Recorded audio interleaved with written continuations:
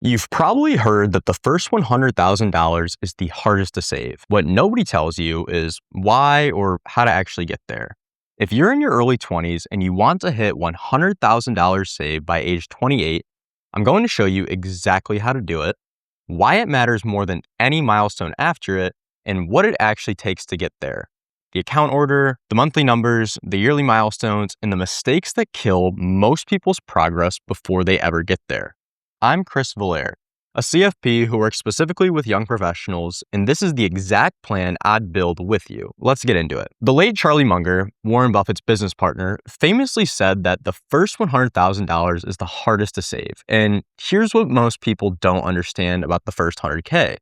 It's not just a number. It's a turning point that conceptually changes how money works for you. Let's begin with before you hit the 100K mark. Let's say you have $10,000 invested, earning an 8% annual rate of return. This gives you $800 in returns per year. Yes, that's $800 of your money working for you, but it's not a life-changing amount. You continue to invest, and the next year your portfolio is worth about $20,000. But most of that is from your contributions, not investment growth. You are the one who did the work, not your portfolio. On the flip side of things, when you have $100,000 invested, earning that same 8% rate, you're earning $8,000 a year. Not from working, not from your contributions, just the money that's already there. I'm sure you've seen countless Instagram posts or finance gurus preaching the sweetness of compound interest. Well, this is it in action. Compound interest is starting to feel less like a textbook concept and more like something that you can actually feel and tangibly see in your life. And here's what makes the $100,000 different from every milestone after it. Say you're saving and investing $1,500 a month at an 8% average annual rate of return. Getting from zero to $100,000 takes about 5 years. That is the slow part. You're doing most of the work yourself because your balance is too small for compounding to contribute much. But watch what happens next. To get from $100,000 to $200,000 takes about 3.5 years. Same contributions, same return, but now you've got $100,000 already working for you. The second lap is 1.5 years faster than the first. Here's where it starts to get really cool. To go from $200,000 to $300,000, this takes roughly 2.5 years. Now you're picking up speed. $300,000 to $400,000 takes just about 2 years. And as you can see, each $100,000 increment comes faster and faster than the one before it because your investment base keeps growing. By the time you're going from $400,000 to $500,000, you're looking at just under 2 years. At this point, your portfolio is earning more in a single year than most people save in 2. That's the compounding curve. The first $100,000 is the hardest because you haven't built the foundation yet. And once you have it, your money is doing the bigger and bigger share of the lifting, not your own work or contributions.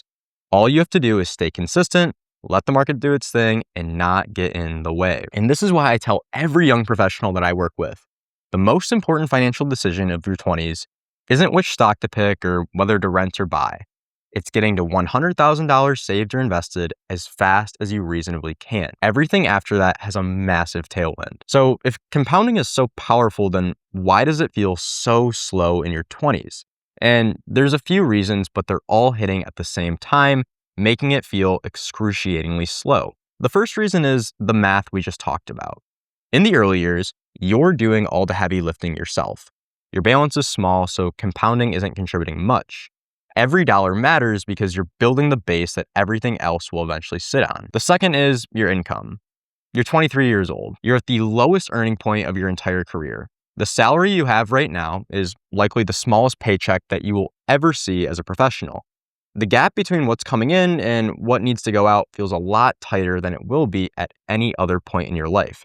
You're trying to save aggressively at the exact moment when saving is the hardest. The third reason is debt. A lot of young professionals are carrying student loans while trying to build savings at the same time. Here's the thing. You don't have to choose one or the other, but you do have to be strategic. High interest debt above 7 or 8% should be paid down aggressively because that interest is compounding against you the same way your investments compound for you. On the other hand, lower rate debt can be managed with minimum payments while you build your savings and investments. The key is not to let debt become the reason that you delay investing entirely, because that delay has a real cost. And the fourth reason is behavior. The first $100,000 takes the longest, which means it does the most damage to your consistency, mindset, and overall financial discipline. You'll watch the balance grow slowly. Some months it barely moves or might even go down. You'll watch your friends spend money you're not spending and start wondering whether this is even worth it. And here's the part that most people don't want to hear. The first 100K is a test of discipline more than a test of math. You have to stay consistent before compounding shows up to help. That's where most people quit, especially in today's culture of instant gratification and fast results. Building wealth slowly isn't sexy, and guess what? It's not supposed to be. But here's the good news. You're 23 years old. You have time in a way that a 33-year-old genuinely doesn't. More than time, you have the chance to build the right habits before your expenses scale with your income, before lifestyle creep sets in, before your finances get complicated with the mortgage, before you get married, have kids, or some other unforeseen expense that you can't predict. Build the system now and let it run for decades. Now let's talk about the actual plan to get there. Here, I'll walk you through the account order, the contribution targets, and the yearly milestones. Keep in mind, your exact situation will be different, so treat these as frameworks, not necessarily prescriptions. Step 1, build your emergency fund and have it live in a high-yield savings account. Before you touch investing, this has to come first. You'll need 3 to 6 months of living expenses living in a high-yield savings account. Say your monthly expenses are $2,500. That means you need $7,500 to $15,000 fully accessible before you start deploying serious money into the market. If you lose your job, your car breaks down, or an unforeseen medical bill comes up, you need the cash that you can reach without selling your investments at the wrong time, or even worse, going into high-interest credit card debt. Step 2, capture the full employer match. If your employer offers a 401k match, this is the first dollar that you need to allocate. Every single time, no exceptions. Assume your employer matches 4% of your salary. If you're earning $65,000, that's $2,600 per year in free money. If you don't contribute enough to capture it, it disappears. It's use it or lose it. Over 5 years at 8% growth, that's roughly $16,000 you either built or walked away from. You need to be contributing at least enough to get the full match before anything else. Step 3, after the match, open a Roth IRA if you haven't already. The 2026 limit is $7,500. At age 23, you're likely in the 22% tax bracket or lower, which is the ideal window for a Roth IRA. You pay taxes now at your lower rate, and every dollar in that account grows tax-free until you withdraw it in retirement. $7,500 per year over 5 years at 8% growth puts you roughly at $44,000 by the time you're 28. That's nearly half of your 100K goal right there. Step 4, open an HSA if you're on a high-deductible health plan. If your employer offers a high-deductible health plan, consider an HSA. The 2026 self-only contribution limit is $4,400. It's triple tax advantage. Your contributions are pre-tax, meaning they'll reduce what you owe in tax now.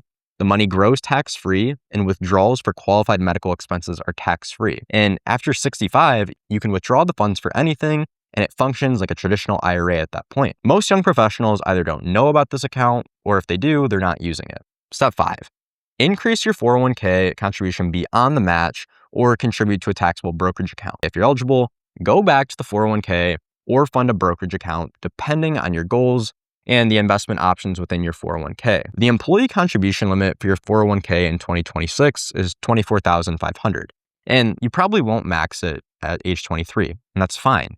But every dollar that you increase in either your 401k or brokerage account matters. So here's what this looks like in real numbers. Let's say you're 23, earning $65,000 and taking home about $4,000 per month after taxes and a 6% 401k contribution. To hit 100K in 5 years at 8%, you need to save and invest roughly $1,400 to $1,500 per month across investment contributions and savings. Here's what that freed up $1,500 a month does for you each month. You contribute $625 to your Roth IRA, it's going to max it out, $300 to your HSA if you're eligible, or roll this amount into a brokerage account if you're not, $100 to $200 to a general savings fund tied to a specific goal like a house fund, and any excess like $300 to a taxable brokerage account. That's the system. Automate your contributions and protect it every single time that your income goes up and let it run. The yearly milestones at that pace look something like this. Year 1, you'll have accumulated $15,000.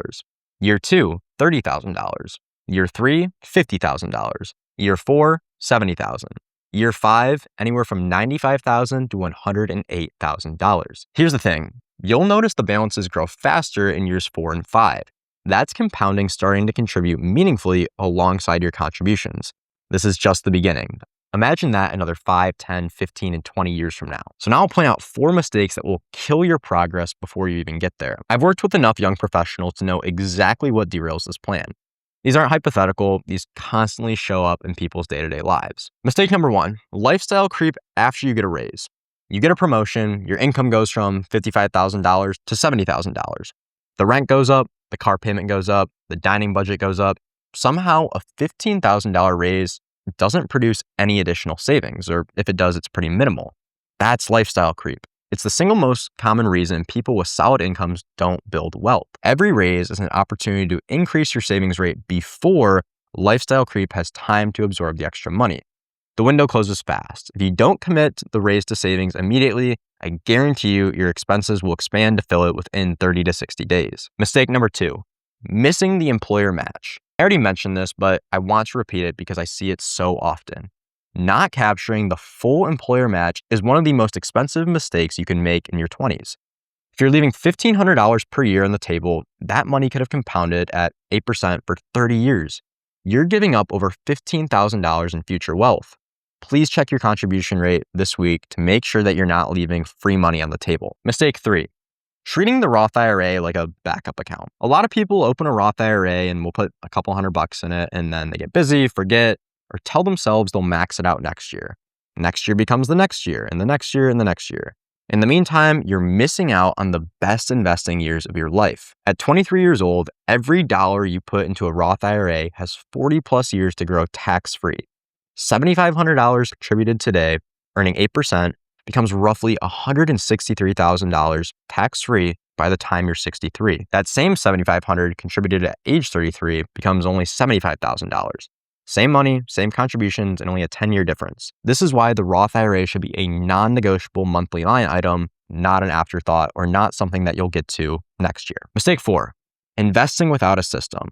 Some people are saving money. They're trying. They're putting money into accounts, but they're doing it manually, inconsistently, and without a clear order or plan. They move money when they remember. They skip months when things are a little tight, or they want to just spend the money. A little here, a little there, no structure. That's not a system. It's a guess that's relying on willpower. The fix is automation. Set your 401k to hit the match automatically from payroll. Set a recurring transfer to your Roth IRA on the first of every month. Treat these like fixed bills. When your saving is automatic, you don't skip months. You don't spend money that was supposed to be invested. You just build wealth. And that's exactly what the goal is. You want to remove the decision and thus willpower from the equation entirely. So here's what I want you to take away from this video. The first $100,000 is the hardest because it requires consistency before compounding shows up to help. And that's not a reason to wait. It's the reason to start now. While your expenses are low, your obligations are limited, and your time horizon is as long as it will ever be. Do the heavy lifting now, and I promise you, your future self will be thanking you for it. If you're a young professional looking for a fee-only fiduciary financial advisor who works specifically with people at your stage of life, head to VillaireFinancial.com and book a free intro call. I'd love to talk more and see how I can help your situation. And if you found this video helpful, please like, comment, subscribe. I post new videos every Friday on personal finance topics for young professionals. And last thing, just a quick note here. This video is for general educational purposes only. Nothing here should be taken as personalized financial advice because everyone's situation is different and what makes sense for one person may not make sense for another. Thanks so much for watching. I hope you enjoyed.